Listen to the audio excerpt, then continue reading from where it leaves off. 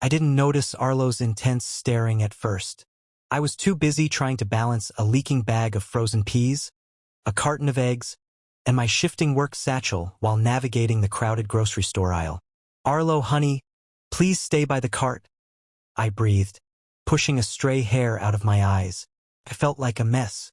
My scent, usually a soft, sweet honey, was probably spiked with the sour tang of stress. Arlo didn't move. He stood in the middle of the cereal aisle, his tiny arms crossed over his dinosaur print t-shirt, his brow furrowed in a way that looked suspiciously like a miniature scowl. He wasn't looking at the Fruit Loops. He was evaluating a tall man in a business suit 2 feet away. "Arlo," I prompted, reaching for his hand. Arlo ignored me. He stepped forward, his little sneakers squeaking on the linoleum, and tapped the tall man on the knee. The man looked down, startled. Hey there, kid. You lost." Arlo tilted his head back, looking the alpha up and down with the critical eye of a diamond appraiser. "Can you carry 10 bags?" Arlo asked, his voice high but incredibly serious. "What?" The man blinked.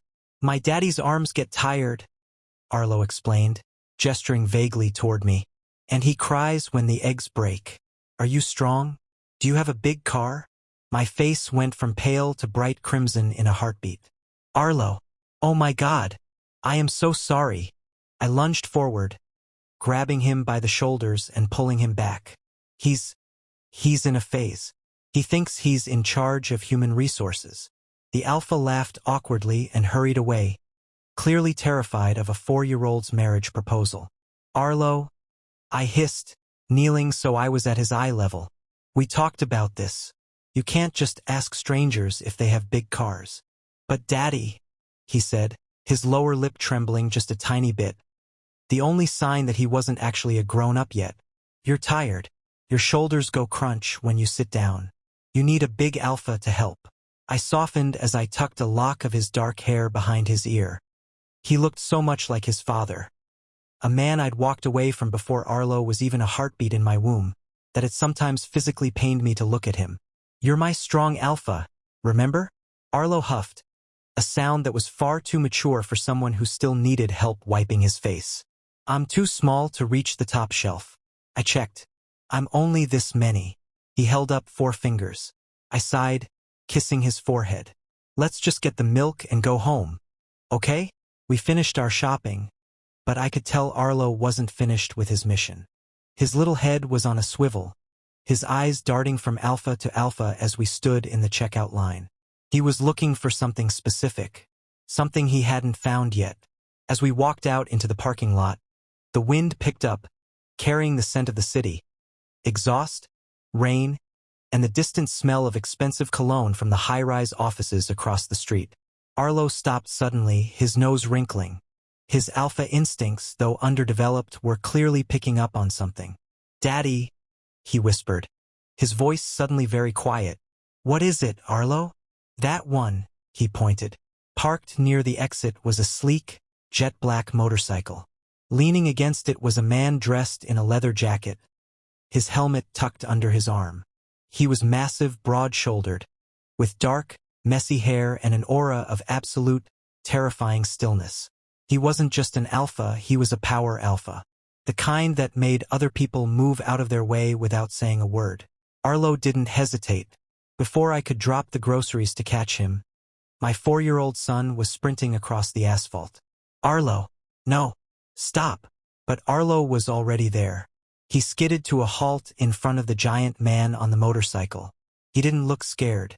He looked like he had finally found exactly what he was looking for. "You," Arlo shouted, pointing a tiny finger at the man's chest. "You're the biggest. Do you like pancakes? My daddy makes the best ones. But he's lonely." The man turned, his sharp, golden-brown eyes landing on my son. For a second, the world seemed to stop. And then the man looked up and saw me. The man on the motorcycle didn't move. He didn't even blink. He just stared down at the tiny human who had just demanded to know his stance on breakfast foods. I finally reached them, gasping for air, my grocery bags swinging wildly against my legs. I felt like the world's most incompetent parent. "Arlo, come here right now." I grabbed his hand, trying to pull him back, but the kid was like an anchor. He planted his feet, staring up at the giant alpha with a stubbornness that could move mountains. "He didn't answer yet," Arlo said, his tone clipped and professional.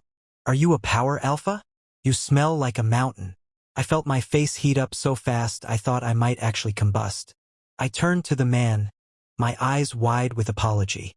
"I am so sorry. He's very observant, and he has no filter. Please, just ignore him." The man finally moved. He straightened up from his bike, and I realized he was even taller than I'd first thought. His presence was like a physical weight, cool and steady, cutting through the humid afternoon air. Up close, he smelled of rain, old leather, and something sharp, like cold steel. He looked at me, his golden brown eyes tracing the exhaustion in my face, the messy bun falling apart on top of my head, and the way I was desperately clutching a child who was clearly trying to sell me off to the highest bidder. Then he looked back down at Arlo. "I think I like pancakes," the man said. His voice was a deep, gravelly rumble that seemed to vibrate in the pavement beneath my feet. Arlo's eyes lit up like Christmas trees. He looked back at me with a triumphant "I told you so" expression. "See? He's the one." "He is not the one, Arlo," I hissed, my voice an octave higher than usual. I looked back at the stranger, clutching my bags tighter. "Thank you for being a sport. We'll just be going now." "Wait," the man said. I froze. My internal omega instincts, the ones I usually kept buried under layers of single-parent grit, shivered. It wasn't a command, not exactly, but it had the gravity of one. He reached out, but not for me. He reached for the heavy grocery bag that was currently cutting off the circulation in my right hand. Before I could protest, he had plucked it from my grip as if it weighed nothing at all. "The kid said your arms get tired," the man murmured, his gaze locking onto mine. There was a faint, almost invisible quirk at the corner of his mouth. He wasn't lying. "You're shaking." "I'm fine," I lied, even as my empty hand instinctively rubbed my sore shoulder. "I'm a parent. I'm legally required to be perpetually tired." "Where's your car?" he asked, ignoring my protest. I don't have one. We take the bus. The stop is just a block away." The man's brow furrowed. He looked at the heavy bags, then at Arlo, then at the darkening clouds overhead.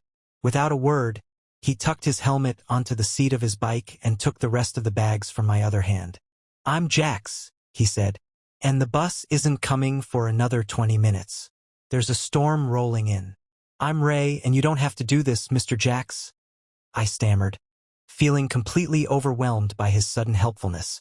"We're strangers, and my son just harassed you." "I've been harassed by worse people for less important things," Jax replied. He looked at Arlo. "Lead the way, kid." Arlo beamed, marching ahead like a little general. "This way. Watch out for the big puddle. It's deep." I walked behind them, watching the impossible sight of a lethal-looking alpha carrying my groceries, while my 4-year-old explained the complex lore of his favorite cartoon. I didn't know who this Jax was. I didn't know why a man with a motorcycle and a $1,000 jacket was helping a struggling Omega. But as Arlo looked back at me and actually winked, I realized I was in a lot of trouble. My son hadn't just found a helper. He had found a target. The bus stop was a depressing slab of concrete, but Arlo made it feel like a throne room. He climbed onto the metal bench, swinging his legs, while Jax stood beside him, still holding my groceries like they were made of gold rather than discounted pasta and toilet paper. "So," Arlo started, his voice dripping with authority, "do you have a big house? With a yard? For running?" "Arlo, stop," I groaned, leaning against the glass partition of the shelter. "Mr. Jax is a busy man. He doesn't need to give you a house tour." Jax didn't look annoyed. If anything, he looked more relaxed than he had in the parking lot. He carefully set the bags down on the bench and crouched slightly so he was eye level with my son. "I have a yard," he said. "Mostly trees. Good for climbing." Arlo's jaw dropped. "Trees? Like, for ninjas?"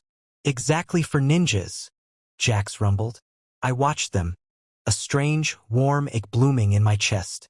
Arlo had spent his whole life watching other kids at the park with their alpha fathers. Men who tossed them into the air or carried them on their shoulders. I did my best, but I couldn't be everything. I couldn't be the mountain Arlo so clearly craved. The first heavy drop of rain hit the pavement. Then another. Within seconds, the sky opened up, a sudden summer downpour that turned the street into a river. Great, I muttered, glancing down the empty road. The bus was nowhere in sight. Just what we needed. I reached for the bags, ready to huddle deeper into the shelter, but Jax was already moving. He pulled out his phone, made a quick call that lasted less than a minute, then looked at me. My driver is 2 minutes away, he said calmly. Your driver? I blinked. I thought you had a motorcycle. The bike is for when I want to be alone, Jax replied. His gaze settled on me. Steady, focused, and my pulse jumped. A rainy day isn't for motorcycles. Not when there's an Omega and a Ninja involved. We can't take your car, I said quickly. We're already a burden. You're not a burden. A sleek silver SUV pulled up to the curb like it didn't belong in our neighborhood at all. The driver jumped out with a massive umbrella, but Jax waved him off and took it himself, holding it over Arlo and me as he guided us toward the car. Get in, Jax said. It wasn't harsh. It was the kind of command that made you feel safe just by hearing it. Arlo scrambled into the back seat, gasping at the screens mounted behind the front seats. Whoa, Daddy, look, it's a spaceship. I slid in beside him, painfully aware of my damp clothes against the pristine leather. Jax climbed into the front, and the car instantly filled with his scent. Rain, leather, and something steady and grounding. A dress? Jax asked, meeting my eyes in the rearview mirror. I gave it to him, cringing. My neighborhood wasn't dangerous, but it was worlds away from silver SUVs and personal drivers. It was a place for people who worked too hard and still worried about rent. The ride was quiet in a comfortable way. Arlo was too busy pressing buttons to talk, leaving me catching Jax's gaze in the mirror every now and then. So, Jax said as we turned onto my street. About those pancakes. My face warmed instantly. You don't have to do that. You've already helped us enough. I don't make promises I don't intend to keep, Jax replied. For a moment, he didn't sound like a helpful stranger. He sounded like a man who took responsibility seriously. And I'm hungry. Arlo sat up straight, eyes shining. Tomorrow is Saturday. Saturday is Pancake Day. The SUV stopped in front of my aging apartment building. Jax took in the flickering porch light, the cracked steps, then looked back at me. I'll be here at 9, he said. Does that work? I looked at Arlo, who was vibrating with excitement. Then I looked at Jax, whose calm certainty made saying no feel impossible. 9 is fine, I said quietly. Good. He leaned over the seat, handing me the groceries. See you tomorrow, Ninja. Arlo snapped into a sharp salute. See you tomorrow, Jax. I stood under the narrow awning and watched the silver SUV disappear into the rain. Daddy, Arlo tugged on my hand. Yes. I told you he was the biggest, he said proudly. He's gonna be a great alpha for us. I looked down at my son, the tiny matchmaker who had turned our entire life upside down.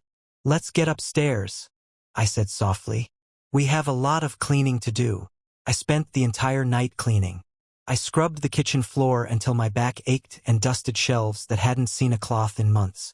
Every time I looked at our mismatched chairs or the faded rug, a tight knot of anxiety settled in my chest. Why was I doing this? He was just a stranger who liked pancakes. But that wasn't entirely true. He was the first person in a long time who had made me feel like I didn't have to carry the weight of the world on my own, even if it had only been for a 10-minute car ride. At exactly 9 o'clock the next morning, the buzzer rang. Arlo, already dressed in his favorite superhero pajamas and a mismatched pair of socks, let out a battle cry. He's here. The big alpha is here. Arlo, don't run, I called, wiping flour-dusted hands on my apron. When I opened the door, the narrow hallway somehow felt even smaller. Jax stood there, leaning casually against the doorframe. He'd traded the leather jacket for a plain black t-shirt that clung to his broad shoulders in a way that should have been illegal. In one hand, he held a small white box. In the other, a single perfect yellow tulip. "Morning," he rumbled. His scent, rain and leather, filled my apartment instantly.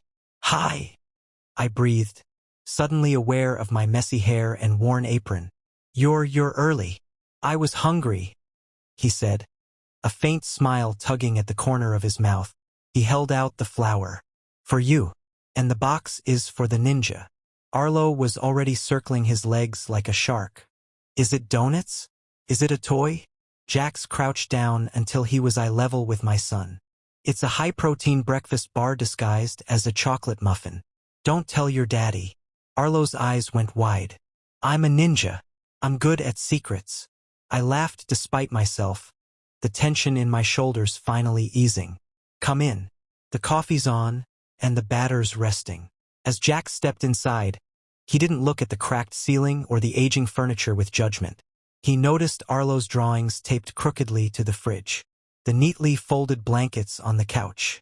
He looked at our home like it was something worth seeing. "You have a nice place," he said quietly. "It smells like you. It's calm." "It's usually chaotic," I admitted, turning back to the stove. But Arlo insisted on his best behavior today. The next hour felt unreal. Jack sat at the small table, his large frame making the chair look like a toy, while Arlo sat beside him, laying out every plastic dinosaur he owned. Jax listened to the detailed history of the T-Rex with complete seriousness. He didn't talk down to Arlo. He spoke to him like an equal. "So," Arlo said around a mouthful of pancake, "are you going to stay?" I nearly dropped the spatula. "Arlo, manners." Jax didn't flinch. He sipped his coffee slowly, eyes flicking to me before returning to my son. "That depends," he said. "Is there a job opening?" "Yes," Arlo shouted. "The carry everything job. And the open the jar job. Daddy's hands are too small for the pickles." Jax chuckled, low and warm, the sound filling the kitchen. His gaze met mine, steady, intense. "I think I can handle the pickles," he said. "If your daddy lets me." Heat crept up my neck. "The pickles are manageable." The air shifted. This wasn't just about pancakes anymore. There was a pull between us, old, instinctive, undeniable.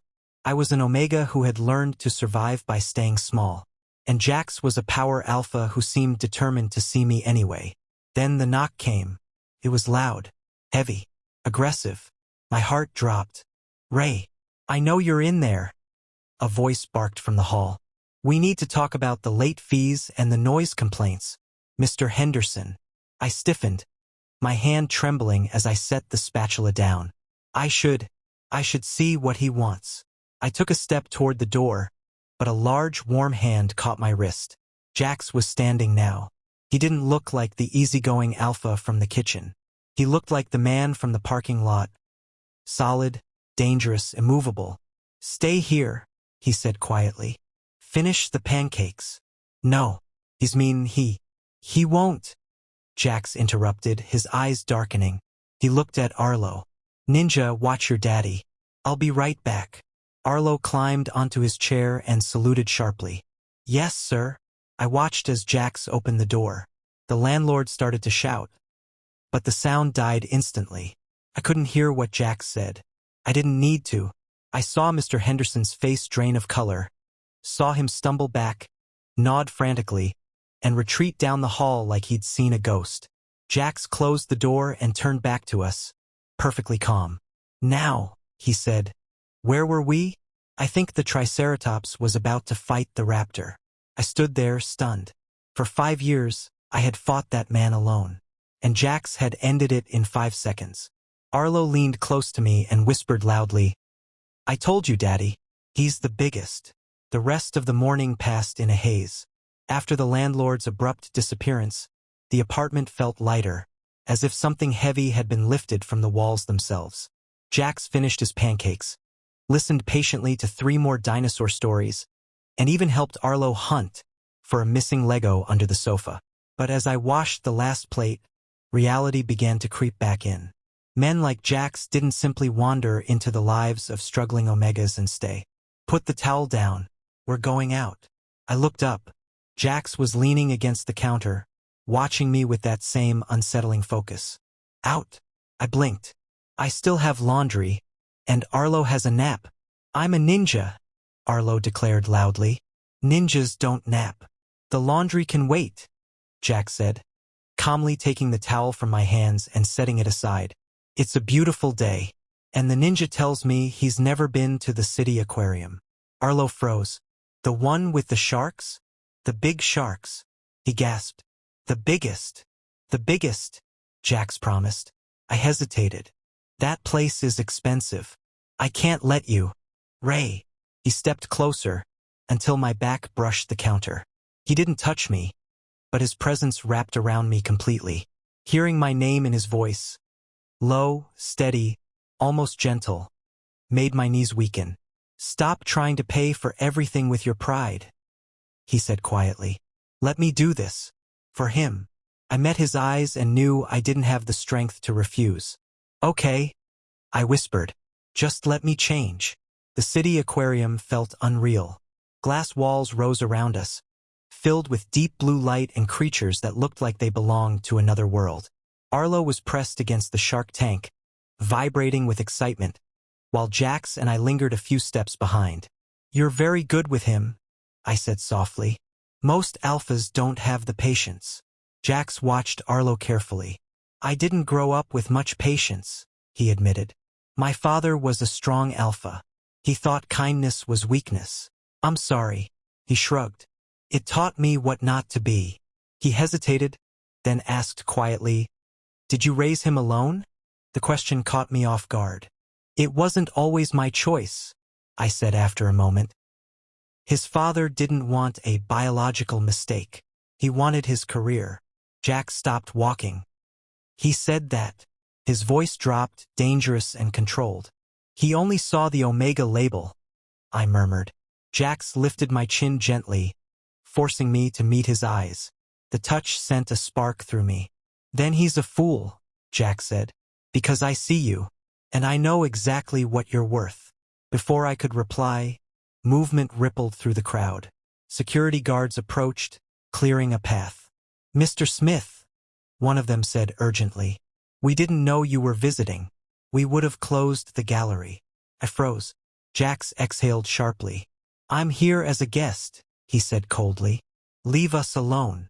They retreated immediately, but the whispers had already started. I turned to him, heart racing. Jax, who are you? He looked toward Arlo, who was waving excitedly at a shark. My name is Jackson Smith, he said quietly. My family owns the shipping yards, the tech labs, and this aquarium. I'm the CEO of Smith International. The world tilted. I didn't want you to find out like this, he added. I stepped back. I was an Omega who counted pennies. He was power incarnate. Jax moved closer, careful, not crowding me. His fingers brushed my hand. Please don't run, he said softly. I'm still the man who likes your pancakes. I'm just someone who can make sure you and Arlo never have to be afraid again. I couldn't speak.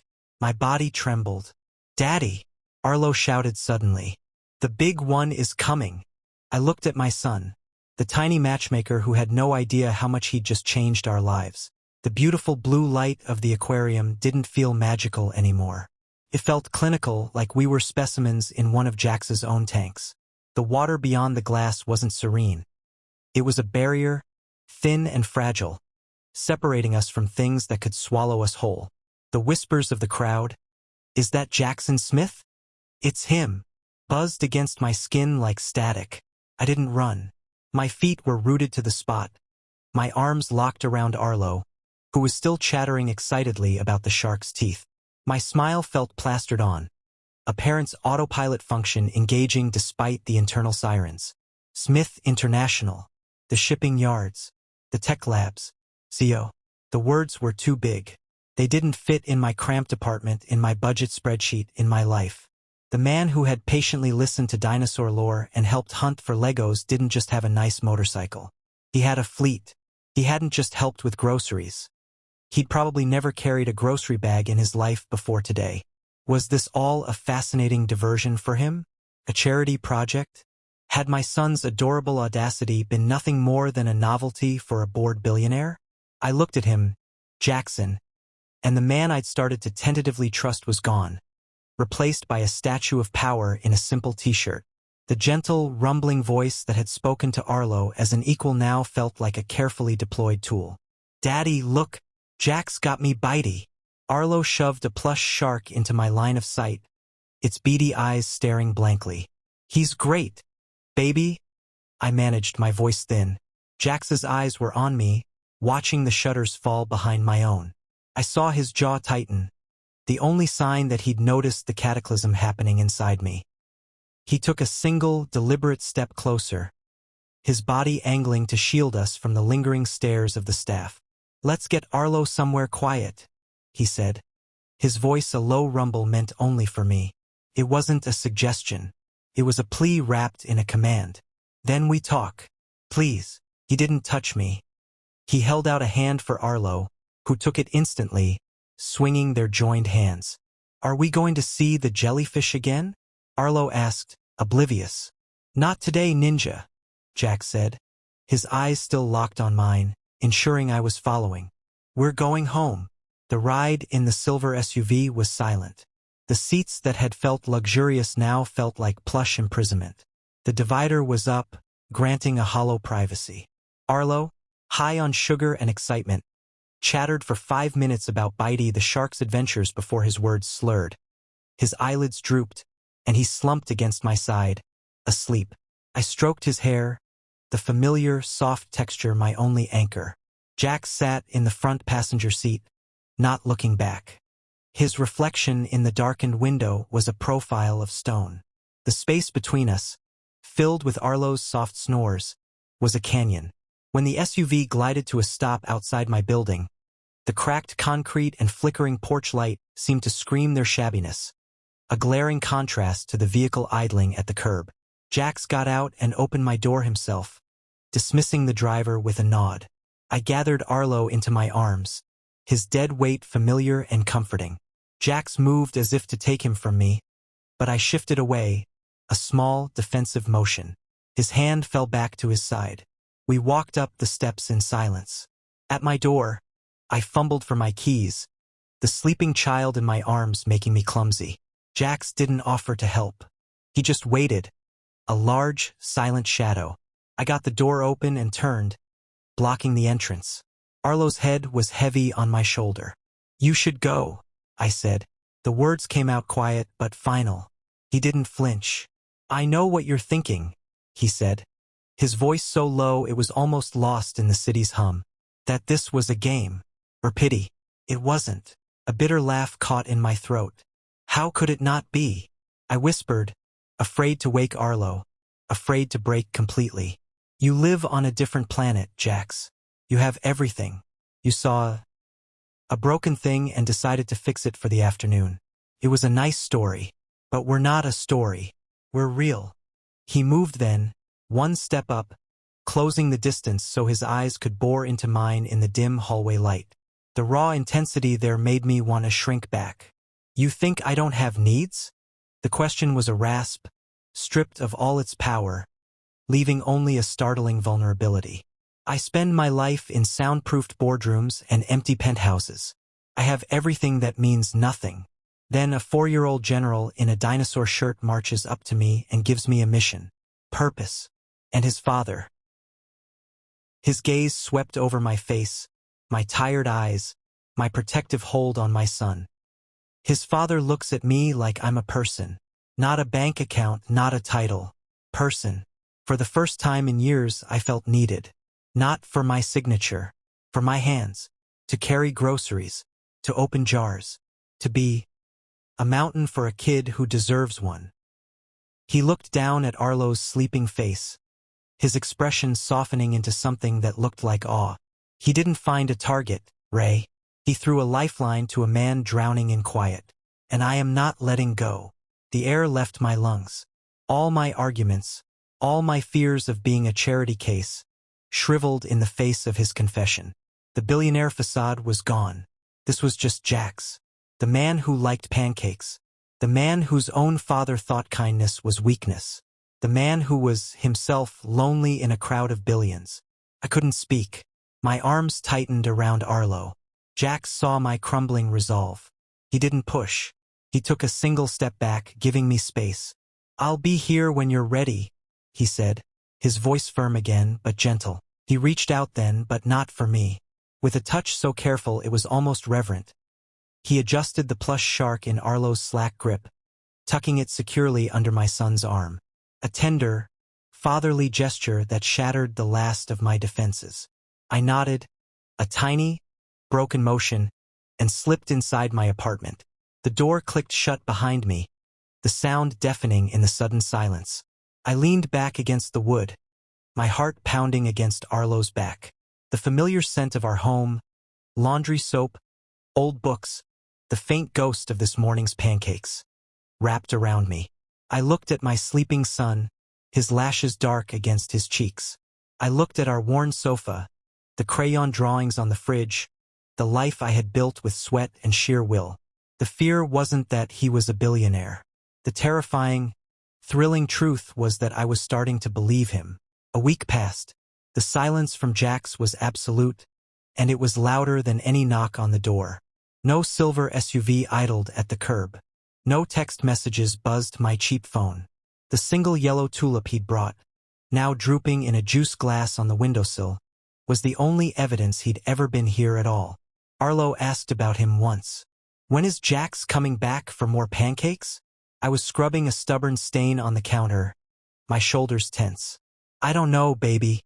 He's a very busy man." "Oh," Arlo said, his little face thoughtful. He picked up Bitey the shark. "That's okay. Ninjas are patient." But I wasn't a ninja. I was an omega with a heart that felt like it had been cracked open, examined, and left on the shelf. His confession in the hallway had replayed in my mind 1,000 times. A lifeline, drowning in quiet. The words were a haunting, beautiful song I was too scared to believe was meant for me. My pride, that old familiar armor, whispered that he'd come to his senses, that the reality of my world, the landlord who, true to Jax's word, had become a silent ghost, the budget groceries, the constant, grinding fatigue had finally registered. The fantasy was over. And yet, my instincts, the deep, omega core of me that had calmed in his presence, hummed a different tune. It remembered the safety, the rightness, of his hands carrying my burdens. The conflict made me restless. I cleaned things that were already clean. I reorganized Arlo's toys 3 times. On Thursday, the doorbell rang. My heart leapt into my throat. A traitorous, hopeful thing. I smoothed my hair, took a breath, and opened the door. It wasn't Jax. A uniformed delivery woman stood there, holding a large, flat, rectangular box. "Delivery for Mr. Arlo Reyes?" "That's my son." She handed me the heavy box and a tablet to sign.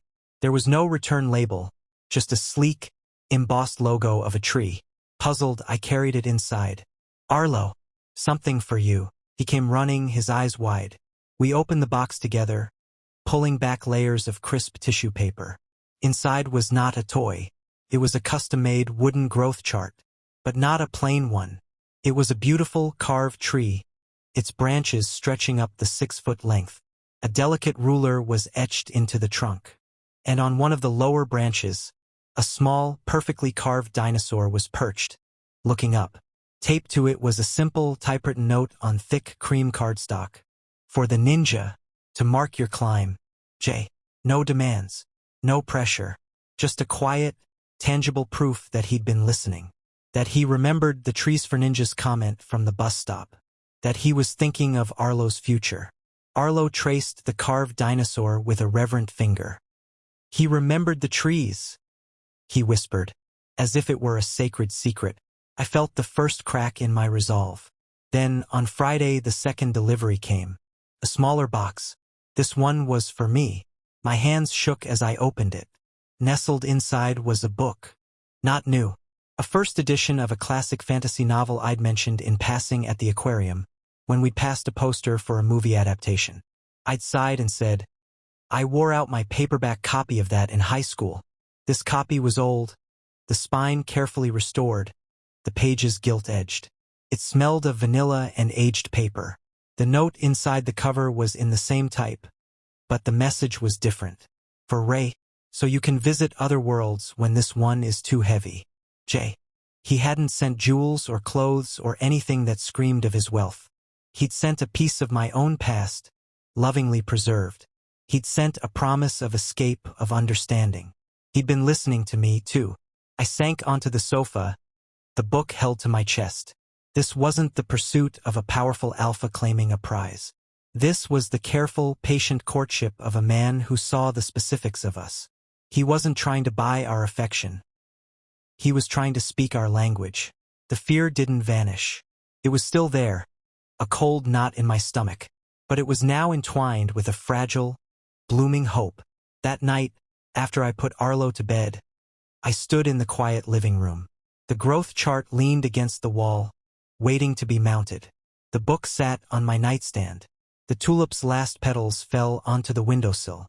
I had spent so long being strong for two that I'd forgotten what it felt like to be seen as a person, not just a provider. Jax had seen me. He'd seen the tiredness, yes, but also the dreamer who loved stories.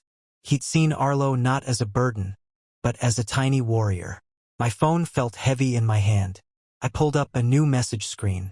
My fingers hovered over the keys. The silence had been his way of giving me space. Now it was my turn to make a sound. I didn't type much, just 3 words. It was all I could manage, a bridge made of a single trembling plank. The jar stuck. I held my breath and pressed send. The response was almost instantaneous, as if he'd been waiting, phone in hand. It wasn't a text. It was a single image, a photo of a single pancake on a plate, slightly lopsided, with a dollop of butter melting in the center. No words, just an answer. An invitation, promise. I looked at the lopsided pancake and felt the first real smile in a week spread across my face. The quiet was over. The storm of our two worlds colliding was about to begin, and for the first time, I wasn't sure I wanted to hide from it. He arrived not in the silver SUV, but on the motorcycle. The rumble of the engine was a low, familiar growl that vibrated up through the floorboards of my apartment. I heard it from the kitchen window, my heart doing a strange, frantic tap dance against my ribs. I hadn't told him to come. I just sent the text. But somehow I knew he would. Arlo was already at the door, bouncing on his toes. He's here. He got the message. How do you know it's him? I asked, wiping my hands on a towel, trying to sound calm. The mountain is rumbling, Arlo said, as if it were the most obvious thing in the world. When I opened the door, the hallway was full of him. The scent of rain and leather, even though the night was clear. He stood there, helmet under his arm, wearing a simple gray Henley that stretched across his chest. His gaze went straight to me, searching, cautious. Jax! Arlo launched himself forward, wrapping his arms around Jax's denim-clad leg. You got the message. We have a really stubborn pickle jar. It's an emergency. A faint smile touched Jax's mouth, but his eyes stayed on mine. An emergency, huh? Code red, Arlo confirmed, nodding solemnly. Well then. Jax looked at me, a question in his eyes. May I come in? For the emergency. I stepped back, wordlessly granting him entry. The air in the apartment shifted, charged and alive, as he crossed the threshold. He'd only been here once, but he moved through the space as if he knew it. His eyes taking in the growth chart now mounted by Arlo's door, the old book on my side table. He followed Arlo to the kitchen, where the offending jar sat on the counter. He picked it up, examined the lid, and with a single, effortless twist, opened it. The pop of the seal breaking was loud in the quiet kitchen. Wow, Arlo breathed, his hero worship at an all-time high. You're the strongest. Jax set the open jar down. All in the technique, ninja. Then he turned to me. His playfulness faded, replaced by a deep, unsettling seriousness. Ray, can we talk? I nodded, my throat tight. Arlo, why don't you go set the table for a snack? We'll have those pickles. Okay. Arlo grabbed the jar and scampered off, giving us a semblance of privacy in the tiny kitchen. Jax didn't move closer. He leaned against the counter, mirroring his position from that first morning. But his posture was less relaxed. He was holding himself in check. The gifts, they weren't meant to pressure you. I just needed you to know I was listening. That I'm still here. I know, I said softly, folding the towel over and over in my hands.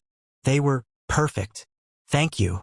The silence was the hardest thing I've ever done, he admitted, the raw honesty back in his voice. I wanted to call, to show up, but you needed to choose. I needed you to know this isn't about what I can take. It's about what I hope you'll let me give. I looked up, meeting those golden brown eyes.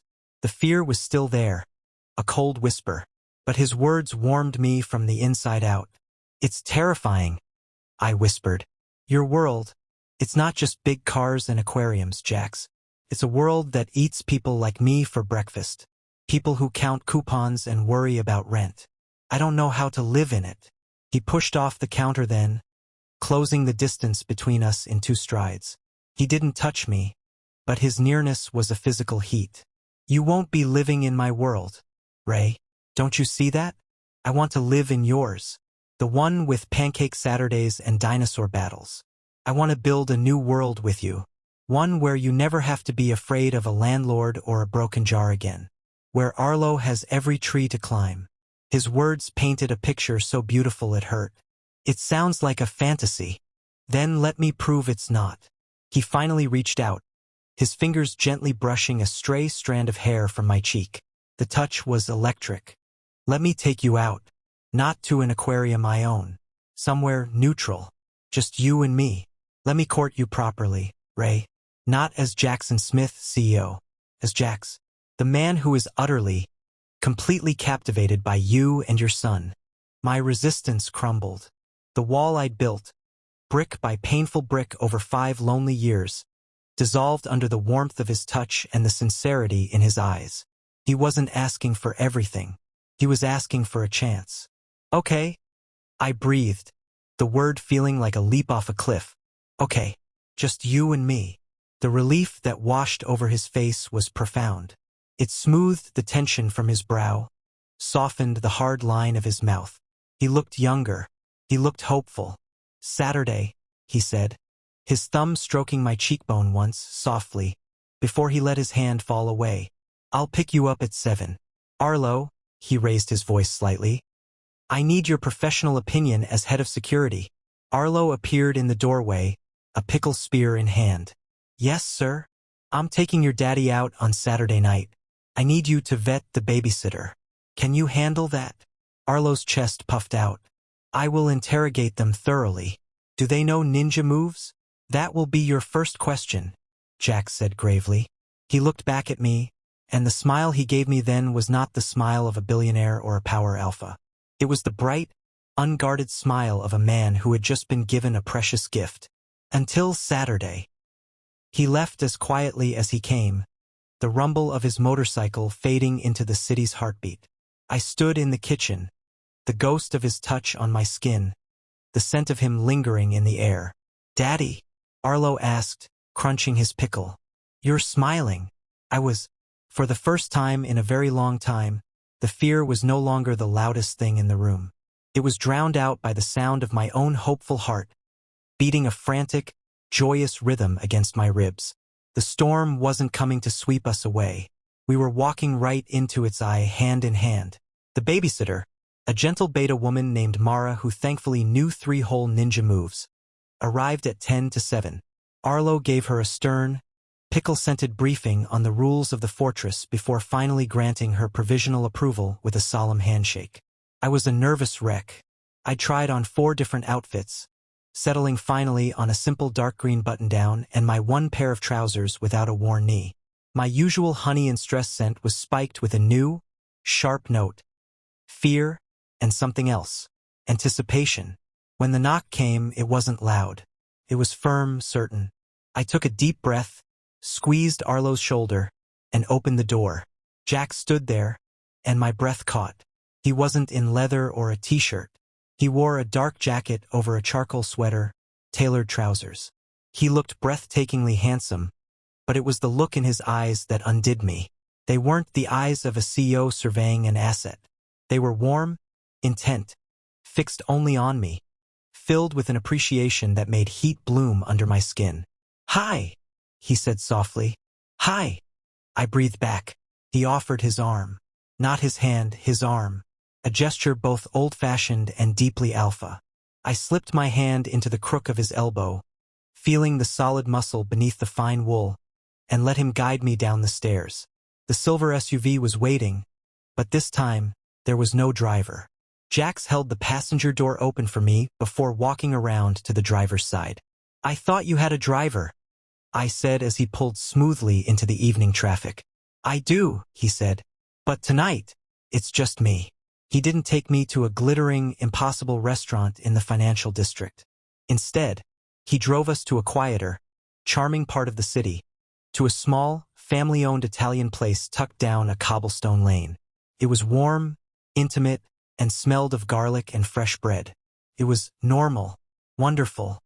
The owner greeted Jax by name, not with fawning deference, but with genuine warmth. "Jax, your usual table in the back is ready. And you brought a friend. Bellissimo." He'd been here before, often. This was his place, not his empire's. Over plates of incredible pasta and a glass of wine that tasted like sunshine, he asked me questions. Real ones. Not about my struggles, but about my dreams. What did I love to read? What was the funniest thing Arlo had ever done? What did I want to do someday when I had the time and the breath to think about myself? He talked, too. Not about mergers or stock prices, but about his love for his motorcycle, the freedom of the open road. He told a funny, self-deprecating story about trying to cook for himself for the first time and nearly burning down his penthouse kitchen. He spoke of his mother, a fierce Omega who had quietly defied his father's harshness, and who had planted the seed of a different kind of strength in him. For 2 hours, I forgot he was Jackson Smith. He was just Jax, and I was just Ray. And it was the easiest, most natural conversation of my life. "This is perfect," I sighed, sipping my wine, feeling a warmth that had nothing to do with the alcohol. His smile was tender. "It is." Then, as the waiter cleared our plates, Jax's phone buzzed on the table. He glanced at it, and his expression shut down. The easy warmth vanished, replaced by a cold, grim mask. It was the face he'd worn when dealing with the landlord. The CEO's face. "I'm sorry," he said, his voice tight. "I have to take this. It's my father." "Of course," I said, the warm bubble of the evening popping. He stood and walked toward the front of the restaurant, his posture rigid. I watched him through the front window. He wasn't talking. He was listening, his face like granite. After a minute, he hung up and stood perfectly still on the sidewalk, his back to me, head bowed. When he came back to the table, the mask was back in place, but it was brittle. "Ray, I'm so sorry. Something urgent has come up. I need to go." Disappointment, sharp and sudden, pierced me, but it was the look in his eyes, a flicker of something like anguish, that concerned me more. "Is everything okay?" "It's a business matter," he said, the lie smooth and hollow. He wouldn't meet my eyes. He threw a stack of bills on the table, far too much, and stood.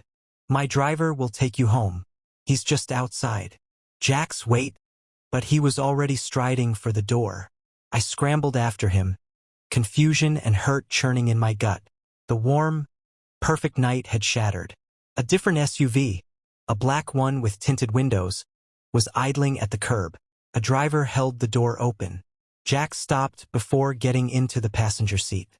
He turned to me, and for a second, the mask slipped.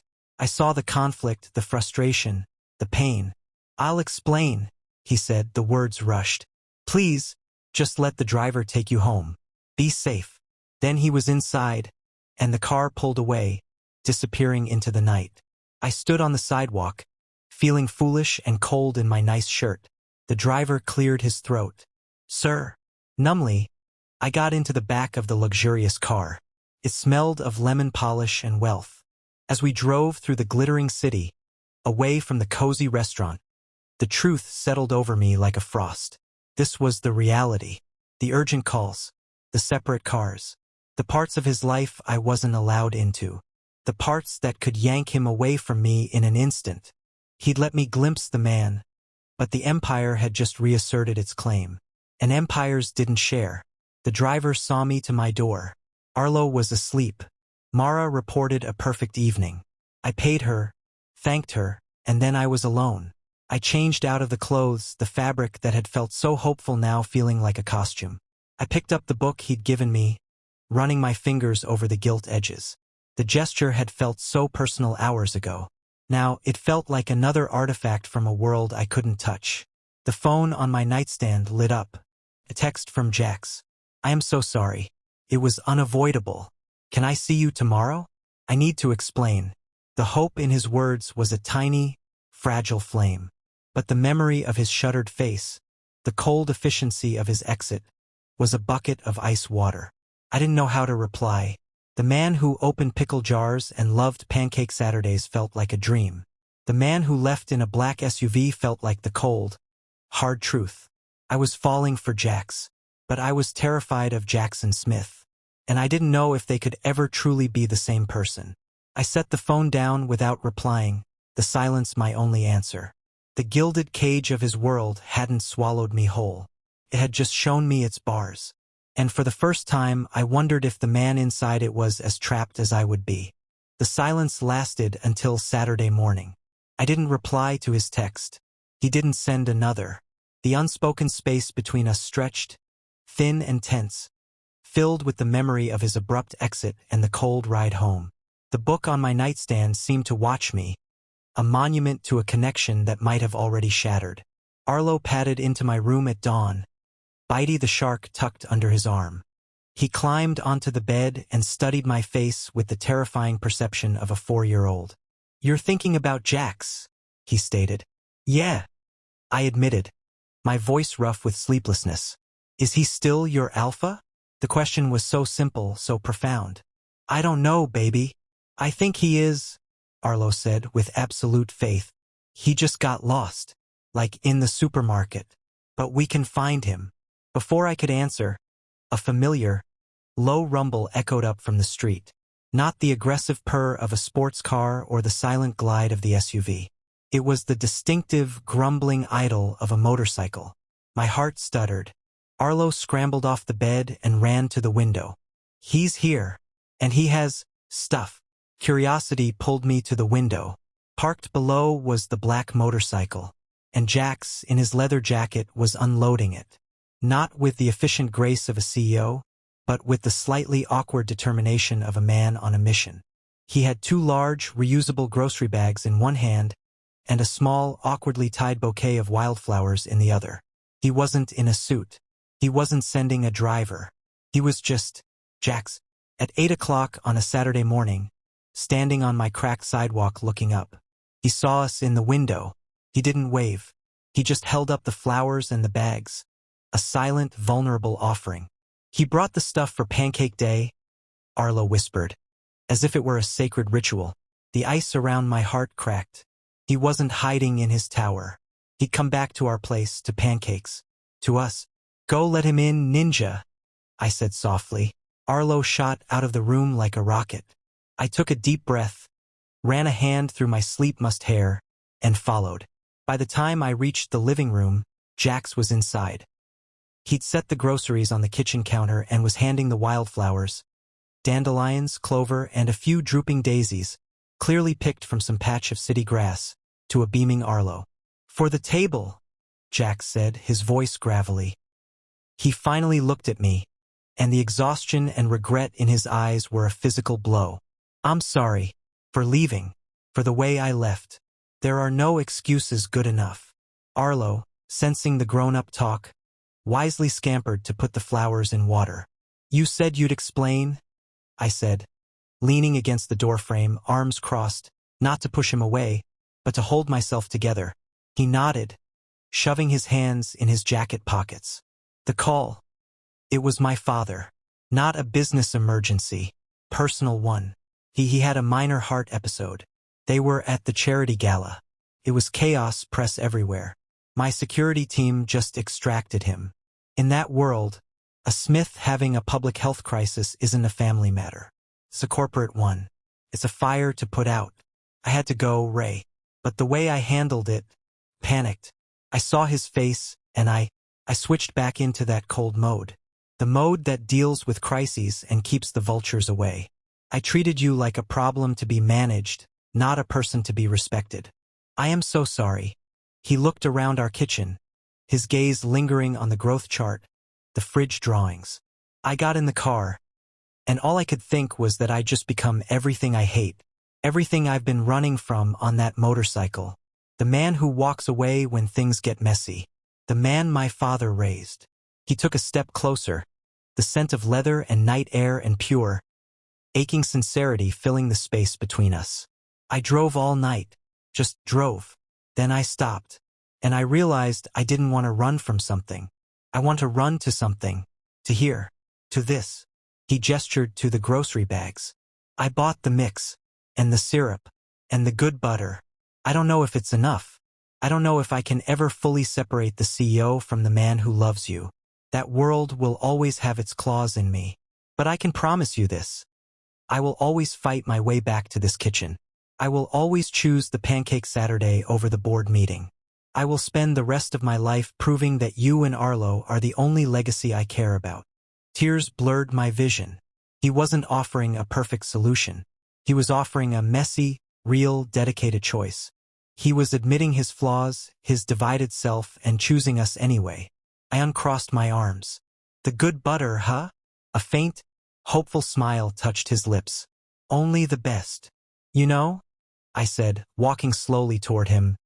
Arlo thinks you just got lost. Jax's breath hitched as I stopped in front of him. He's a smart kid.